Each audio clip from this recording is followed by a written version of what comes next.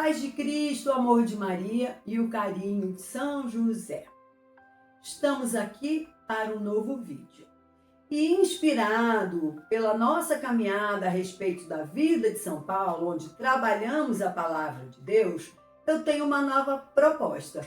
Que tal trabalharmos a caminhada de Jesus nos 3 anos que ele esteve conosco? Eu estou chamando de série. O título dessa série é Ninguém está fora da graça. Hoje é nosso primeiro vídeo e o tema será Casas que Jesus entrou. Que tal a gente olhar Jesus sobre essa ótica? As casas que ele visitou. Claro que eu fiz um compilado, porque não daria para falar tudo, então eu fiz uma seleção criteriosa, mas a partir daquilo que eu achei relevante colocar para vocês, tá bem? Primeira casa que nós vamos trabalhar aqui é a casa de Levi, Lucas, capítulo 5, versículo de 27 a 32. Vou repetir, gente. Lucas, capítulo 5, de 27 a 32. Essa é uma passagem conhecida porque Levi é um homem muito conhecido. Quem foi Levi? Aquele cobrador de impostos que Jesus chama, segue-me. E Levi o segue, leva para a sua casa. Jesus entra na casa de Levi e Levi prepara, está aqui na palavra, um banquete. E Levi se torna o evangelista, o apóstolo Mateus. Nesse banquete, os fariseus estão lá e criticam Jesus. Jesus que conhece tudo, eles criticam dizendo que Jesus está lá com pecadores. E o que Jesus diz? Não são os sãos que precisam de médico e os doentes. Então, sintetizando essa primeira visita do nosso vídeo, eu digo, Jesus entra nessa casa para perdoar, para restaurar e principalmente para fazer recomeçar. O passado de Levi como cobrador de impostos não existe mais. Nasce um novo homem denominado Mateus. Jesus entrou na casa de Levi, quer entrar na sua também. Agora nós vamos numa outra casa, aí sim na casa de um fariseu. Lucas, capítulo 7, versículos de 36 e 39. É também uma passagem conhecida e muito bonita, que Jesus está sentado, vem uma mulher e quebra um vidro de alabastro. O que é o alabastro? Um perfume raríssimo. E ela quebra porque precisava ungir os pés do Senhor. E seca os pés do Senhor com os seus cabelos. Molha com suas lágrimas e seca com os seus cabelos. Os fariseus falam, ele não sabe, se ele fosse quem diz que é, ele saberia que esta é uma mulher pecadora. É aquele olhar para o outro que não olha para si mesmo. Jesus diz que assim deveria se cumprir, porque esta mulher, gente, estava ungindo o corpo de nosso Senhor vivo, enquanto ele estava conosco. E uma hora ele seria ungido, mas flagelado, morto. Então ele sabia da importância do que aquela mulher estava fazendo. O vaso de alabastro tem que ser quebrado por mim e por você. Aqui Jesus ensina, que ele fala isso, ele demonstra isso em várias vezes, que a quem muito foi perdoado, muito ama. Provavelmente você achou que eu fosse falar o contrário, né? Quem muito foi dado, mas será cobrado. Não, é uma nova vertente. A quem muito foi perdoado, muito ama. Exatamente isso. Eu recebo esse perdão, a minha gratidão é eterna. Foi assim comigo, foi assim com essa mulher. Você quer que Jesus entre na sua casa? Como entrou na casa do fariseu? Ele entrará. Quebre o vaso de alabastro. A próxima casa, essa foi muito conhecida, provavelmente a casa que Jesus mais visitou. Você já deve estar respondendo aí. A casa de Lázaro e a casa de Marta e Maria. Todo mundo conhece essa passagem que Jesus está pregando, Maria está aos pés de Jesus ouvindo, Marta está lá agitada com os afazeres e ela, Senhor, o Senhor não vai chamar a atenção da minha irmã? Eu estou aqui fazendo tudo sozinho. E aquela fala célebre, Marta, Marta, né? Jesus chama, puxa a orelha dela. Jesus ensina aí, gente, o valor da sua presença. Não podemos desperdiçar o tempo com Deus, o tempo com a pessoa de Jesus, com coisas frívolas do mundo. Quando eu me tornei católica, eu não entendia muito isso, não, porque eu me colocava no papel da Marta. Eu também estaria assim, fazendo a comida, querendo ajeitar tudo. E aí, só quando a gente passa a deixar de ter um olhar humano, 100% humano, e passa a ter um pouco o olhar de Jesus, você entende. É preciso priorizar a presença de Jesus. Você, dentro da sua casa, tem priorizado a presença de Jesus? Ah, perdão, gente. Eu me empolguei com Marta e Maria, esqueci de falar a passagem bíblica. Lucas 10, versículos de 38 a 39, no caso, porque eu coloquei o chamamento dele de Jesus em relação a Marta. Outra história também muito conhecida, mas é muito rica. A casa de Zaqueu, Lucas 19, de 1 a 10. Jesus entra na casa de Zaqueu. Conhecemos bem a história. Zaqueu era baixinho. Jesus vinha com aquela multidão que a gente já sabe que o seguia, e ele sabia que por causa da sua altura não conseguiria enxergar Jesus. E o que ele faz? Sobe numa árvore. E Jesus diz para ele, olha, essa a gente vê Jesus falando a palavra, o substantivo casa. Ele fala, desce Zaqueu, hoje cearei contigo em sua casa.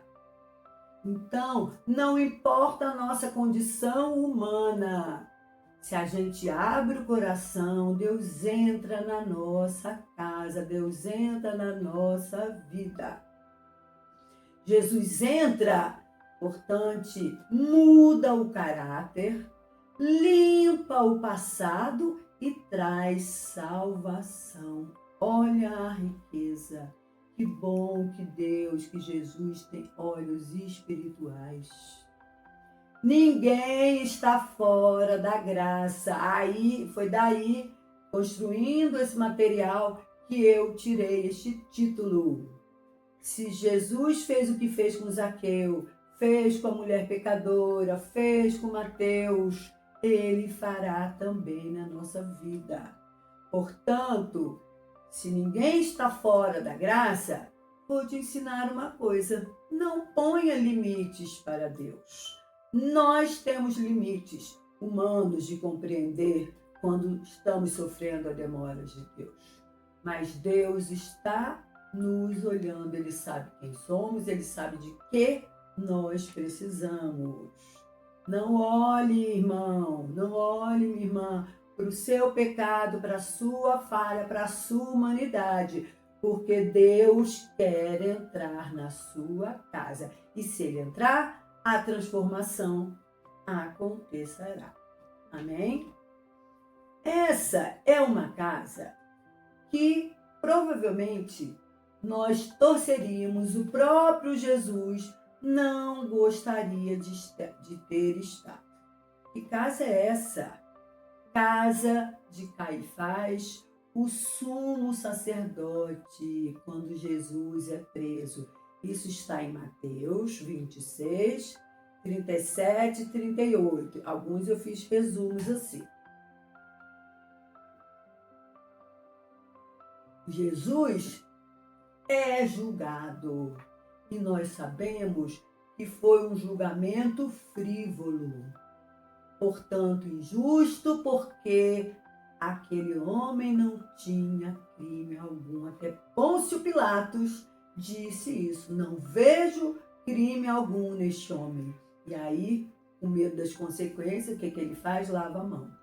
Isso não é, né? Esse Caifás, que era o sumo sacerdote, seria o religioso da época. Mesmo na injustiça, ainda assim, Jesus cumpre, gente, o seu propósito maior. Qual é o propósito maior da vinda de nosso Senhor Jesus Cristo? Trazer a salvação para nós. Lembra no vídeo aqui de escatologia?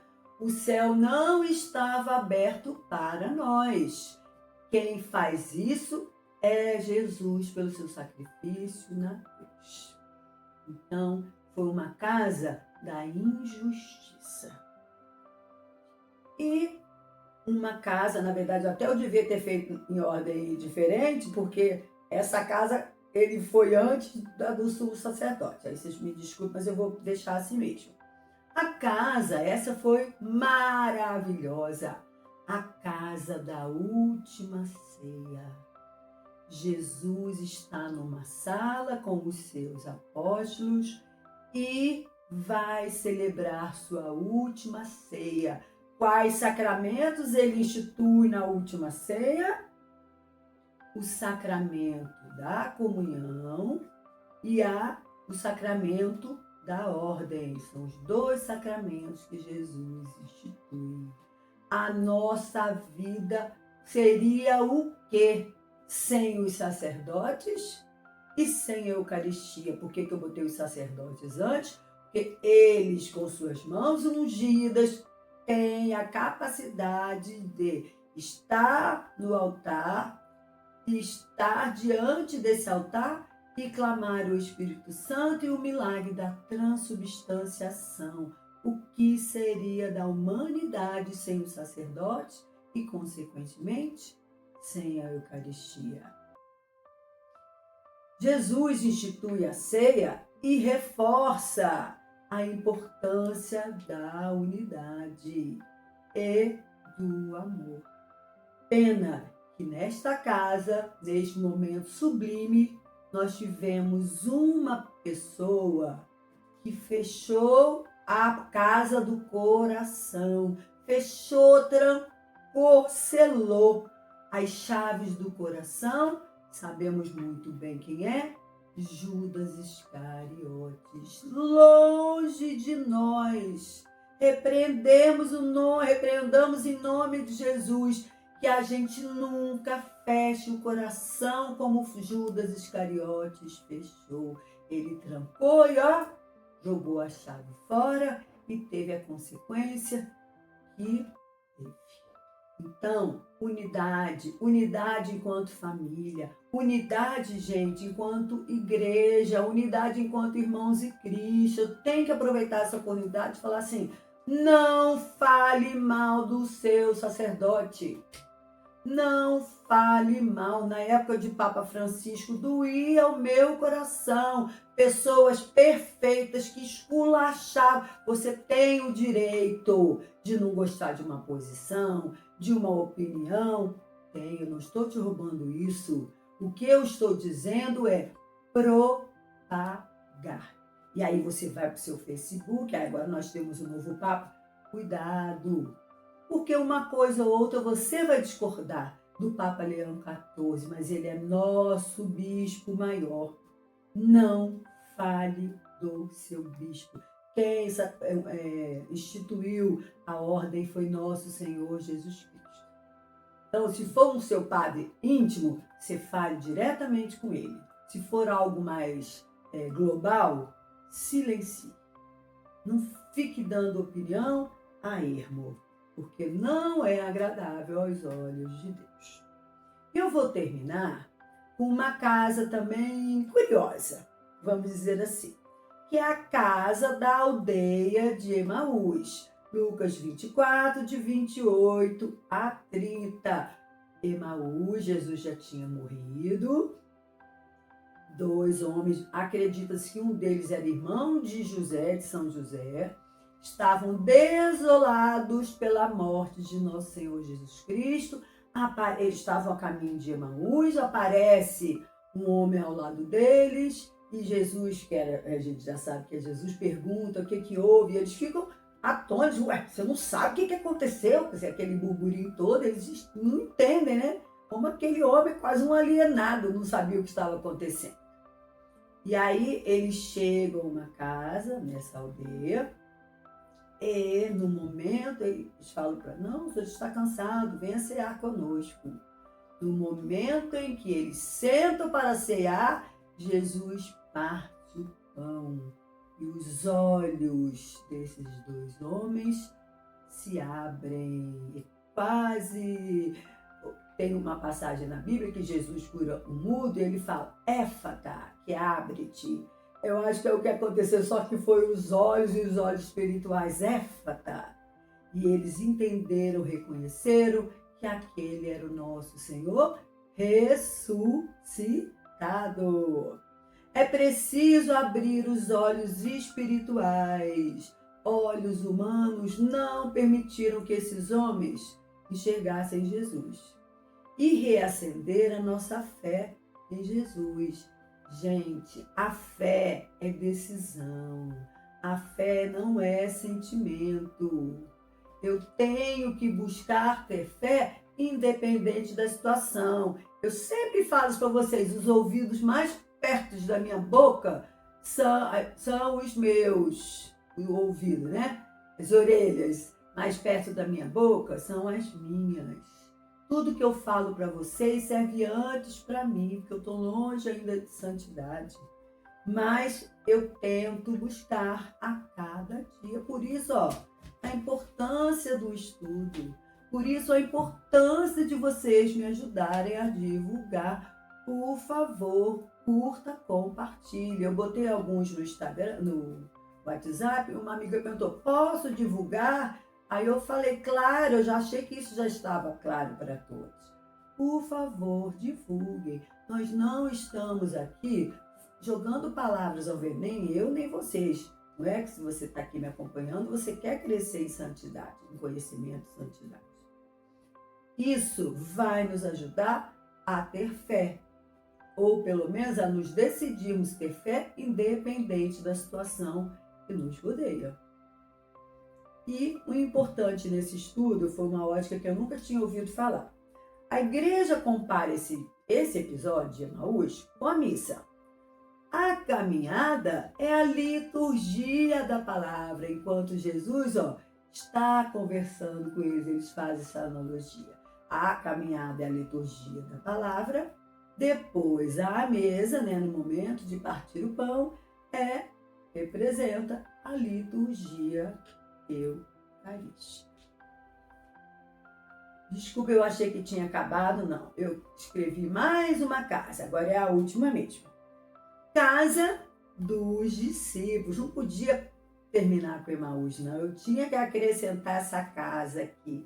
Essa casa, esse momento é o momento de glória, porque vai ser a comprovação que Jesus morreu e ressuscitou. O túmulo verdadeiramente está vazio. Que casa é essa? A casa dos discípulos. Livro de Evangelho de João, versículos de 20. Perdão, gente. João, capítulo 20, versículos de 19 a 27. O que aconteceu nesse momento nessa casa? A primeira aparição de nosso Senhor Jesus Cristo ressuscitado aos discípulos. Lembra também, eu acho que foi no vídeo de escatologia, eu disse para vocês, embora Jesus tivesse um corpo material, ele transita, porque conseguiam tocar, ele com seu corpo espiritual, ele transitava, as portas não eram limites, as paredes não eram limites. Jesus aparece, quais são as primeiras palavras? A paz esteja convosco, Jesus sauda. Jesus aparece e eles creem. Eles, com exceção de Tomé. Lembra-se que Tomé não estava nesse momento. Ah, Tomé perdeu a primeira aparição de Nosso Senhor ressuscitado com seu corpo glorioso. E Tomé não acredita, não é? Quando ele volta para essa casa e é a segunda vez que Jesus aparece, ele fala: toma aqui, Tomé, meus pés e minhas mãos para você tocar. Tomé só acreditou porque viu. E Jesus fala o quê? Felizes aqueles que acreditarão sem terem visto. Quem são esses? Somos nós. Então, nós temos que ser felizes, porque nós somos católicos, apostólicos, romanos. Jesus se faz presente onde há dúvida, medo, insegurança e transforma tudo isso em fé renovada. Temos que levar esta fé de nosso Senhor Jesus Cristo, esse nosso Senhor ressuscitado que está em cada Eucaristia.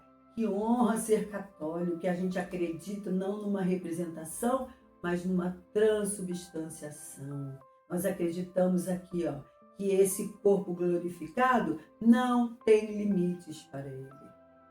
Então, tire da sua casa o medo, tire da sua casa a insegurança, principalmente tire da sua casa a falta de crença, né? Ou a descrença de que nosso Senhor é Deus, de que tudo Ele pode. E agora, não. Ih, Anali, que enrolação, agora é mais uma casa? É. Agora é uma linda casa. Olha, vamos imaginar essa casa aí. Vou mais ou menos descrever para vocês. Imagina uma casa linda, toda branquinha. Aí um jardim todo cheio de flores. Uma árvore linda, sabe qual árvore? Uma figueira. E o sol todo dia ilumina aquele jardim e as janelas daquela casa. Que casa é essa que Jesus passou? A sua, a minha, a do meu irmão que está do lado, a daquele irmão que eu conheço de vista só na igreja. O grande convite para este vídeo é: receba primeiro na sua casa física, deixe abrir as portas ao Redentor e depois dentro de você. Por isso essa última casa, que é a sua, é a casa hoje a mais importante. Vamos dar testemunho? Eu vou terminar. Hoje eu fui comprar um travesseiro com a dor no ombro. E aí veio uma mulher com um pote assim de balas, né? Aí ela veio, vendedora da loja, ela falou assim: tome uma balinha, toda boazinha, sabe? Tome uma balinha para adoçar a vida. Aí eu peguei e falei: ai, moça, só que eu falei que esse tom, né? Ela deve ter imaginado que era coisa ruim. Ah, moça, se ela souber como minha vida é doce. Aí ela tomou um susto, porque ela não esperava. O meu tom não foi condizente com aquilo que eu ia refletir para ela, né? Eu estou dizendo que a minha casa não tem problemas? Temos dificuldades. Não temos problemas, temos dificuldades. Mas todo dia eu acordo com aquela frase que eu já ensinei para vocês: Deus sabe mais e age melhor. Deus sabe mais e age melhor. Eu e minha casa serviremos ao Senhor, como disse Josué. Tá bem? Tem uma música que fala: essa casa é sua, nós deixamos ela para você. Então eu te convido hoje, essa noite, se você, né, antes de dormir, na hora que você for dormir, Pense nisso. Jesus, eu estou aqui abrindo a minha casa para você, a minha casa física, a casa do meu coração. Acampe aqui com os teus anjos. A minha casa é tua, eu deixo ela para você. A minha casa é tua, eu deixo ela para você. Essa é uma oração que eu faria. Pegue esse modelo aí que eu acabei de fazer e não deixe de pensar nisso. As palavras têm poder. E eu te aconselho a exercitar isso. Deus abençoe você, que Nossa Senhora, hoje é dia 11 de outubro, amanhã é dia de Nossa Senhora Aparecida, nossa mãe, padroeira da nossa terra. Abra também as suas portas a Maria, porque onde Maria está, Jesus também está. Amém? Deus te abençoe. Muito obrigada por estar até aqui. Conto com a sua parceria para evangelizar. Deus abençoe.